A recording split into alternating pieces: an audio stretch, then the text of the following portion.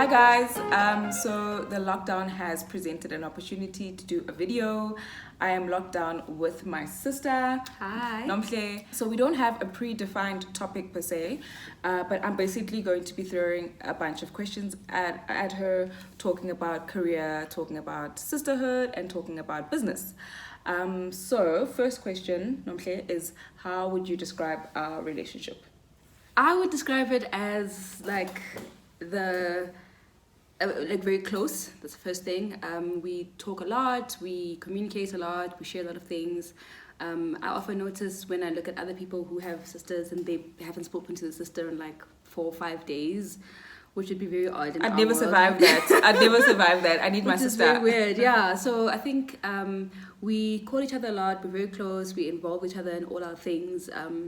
Personally, with even my friends, if I have my friends, like recently had my birthday, I invite my friends, and naturally I invite my sister as well. Where not a lot of people do that, so I think it's very much like this Tight knit. Yeah. Like, yeah, I can't make decisions. I need her to make decisions. Not for me, but with me. you. Yeah, I definitely always like the simplest thing. Like sometimes, if even buying something, I'm like, no, but would my sister approve? It's weird. And I'm also very opinionated, so I'm also someone who's not afraid to share like my views. So yeah, at least I've got something to give, which she does ask. What do you think are the differences? How are we different? I am very structured and organized. Disciplined. Yeah, I like things I like order. I've got a timeline. Everything has to work on time. Yeah. Whereas you're not bad. You don't do it on purpose. Just that you've got a lot going on. And I go with the flow. I'm very happy and comfortable to be flexible. Like for me, Yeah. structure is optional. Like, and it's weird because I'm a mom, but I don't know. The fluid works, and like I said, like she says, I've got a lot going on, so I have to be as flexible as I can. And I also think just with what I do, time is very, very important. If I go from work and I have to go see clients, I have to be on time. I have to, keep my clients liable for time as well. So it kind of, my life is built around that, because if I get to work late, it means like when I leave work later, I can't get to my clients on time. So it also has to do with a lot of things that I have going on in my life as well. Okay, so let's talk about your business. How did you start Nomi Lashes? Why did you start? And yeah, how's the lockdown affecting you? Okay, so I started my business about... Today's the 1 year anniversary! I forgot!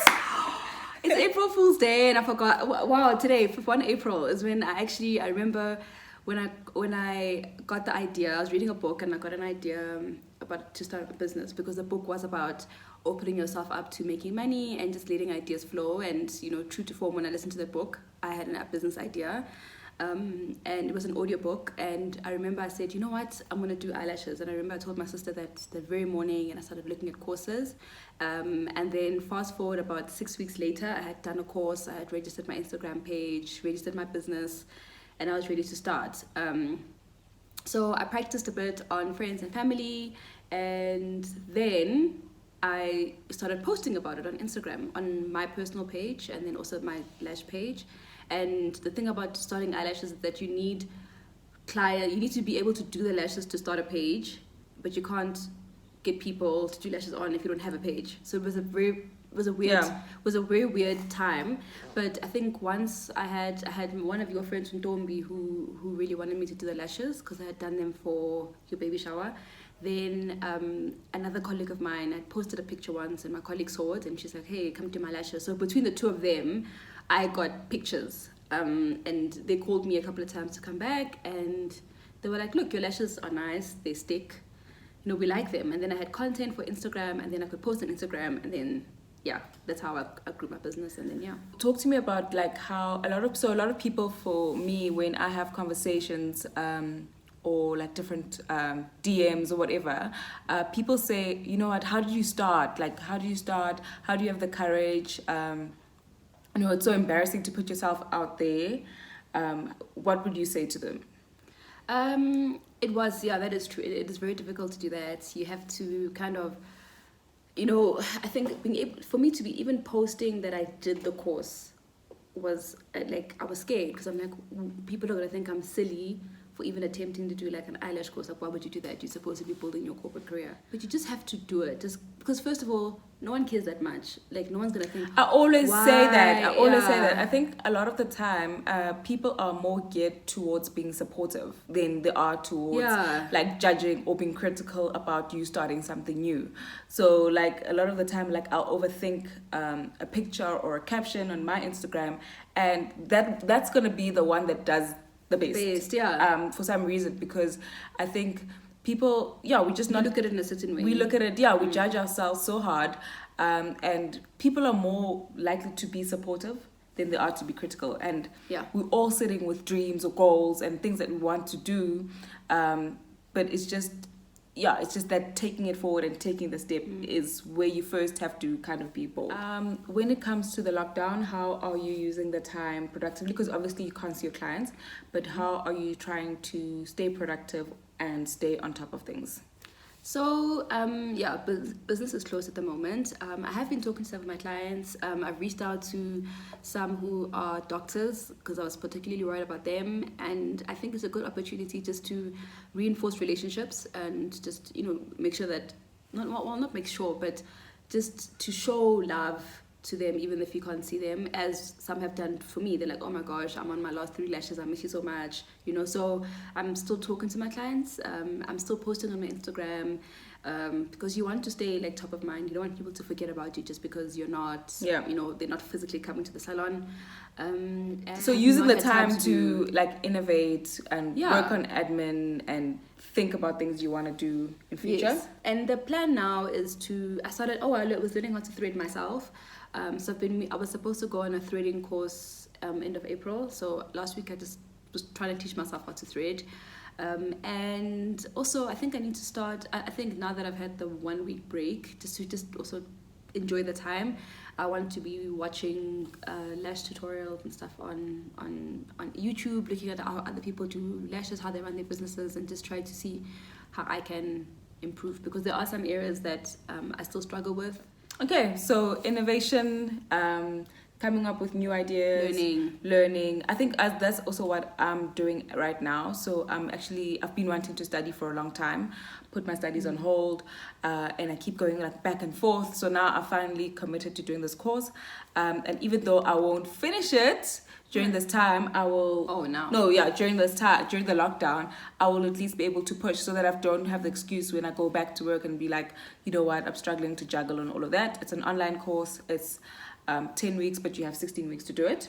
So I am going to, I'm going to push myself and try to do as much as I can while I have the time. Otherwise, we never do it. So next, I want to talk a little bit about career.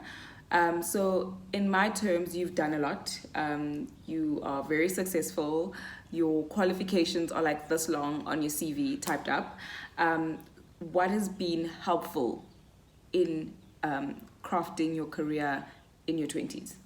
Okay, I think for me is staying curious and making the most of opportunities that are presented to you. For example, I worked at a company that allowed me to, by my, I think, effort and persistence and ambition, I was able to push so that I could do more things and not just do events. And I tried for social media, and I did a lot of content writing and planning and strategy and stuff like that. So staying curious and making sure that you also speak up and show effort and identify opportunities. It's not always going to just land on your lap. And I also think taking the time to study. I think a lot of the studying that I did do was because they were willing to pay for it, and they paid for my honors. No kids. Yes, I had the time. I didn't have a side hustle at back then, so I did my honors. I did my postgrad diploma. I did a brand course. I did an online marketing course. I did all these things so that I could, when I left after about 4 or 5 years there, I was really in a good position and I had done so much. So I think it's those two things: staying curious, finding your own opportunities, and then grabbing them definitely with both hands. Okay, no, I have to agree with that, because at the end of the day, like, I think no one owes you anything. Yeah. Like, if you are, especially in a corporate environment, no one's gonna be coming out to look for you. There's so many individuals and so much talent, and you kind of have to fight for your spot. Not fight for your spot in a mean way, but in a way to say, you know what, you need to show up. Yeah, and and say, I think this is my part, and this is what I'm able to do, and this is what I want to do. you can't do bare minimum. And that's the other thing. I think people think, well, I've been doing my job, I really deserve a bonus. No, you don't. You don't deserve promotion just because you've been there for 5 years, 10 years. It doesn't work like that. Self-entitlement, Yeah, you kind of have to put yourself in the right position to do those things. So make it standard that hard work is going to be a thing. You're going to do more than what is required. You're going to have the right education. But over and above that, you're going to take the time to create opportunities for yourself where you see them, and stop thinking someone's going to say, be like, you know what, you've worked really hard. Yeah. I see Here's the job. I see that in blogging. Like a lot of people, it looks easy. Like it looks like you're just taking the photo. But if you're not just a microblogger and you actually have a website, there's so many hours that go into actually putting stuff together and researching and working with brands and like negotiating. There's so much that goes on behind the scenes. And I think that in the world that we're in with like the competition with talent, I think the lesson here is like, let's use this time to upskill ourselves. So it's a lot of time that you invest every single day, every single week, that people don't see. And that's why I always say, like, find your passion. I feel for me, it's like not doing things because other people are doing them, because that's when you'll get caught out. Like if you are going to start like a hobby or a business just because somebody else looks great doing it, you're going to end up struggling with the motivation. So rather first start with, okay, what makes me happy? How did you start? Like, how did you work that part out? So I think for me, I've always loved beauty. I remember I wanted to study makeup artistry. My mom said no. So I ended up going to varsity, but I've always loved it. I'd once worked at a salon before. And I mean, it gets, the parts that no one talks about is when, apart from the hours that you put in, it's dealing with difficult clients, people who are like, yeah, just do them now, I'll pay tomorrow. People who don't pay shouldn't do that. It's literally all on you. And I think when you start slacking, that's when, like you say, it will show. Because you're going to start slacking, like, yeah, I'll post it tomorrow. Next thing, it's been 6 weeks. Nothing's been posted on your blog. You're gonna lose your base, and they're gonna move on to the next thing. Yeah, I think this was a nice conversation. Thank you for joining me. Thanks for having me. I will tag all her stuff in terms of how you can book her when the lockdown's over, but you can still follow and support right now. And I will hopefully be doing many more videos. So stay tuned, guys. Bye.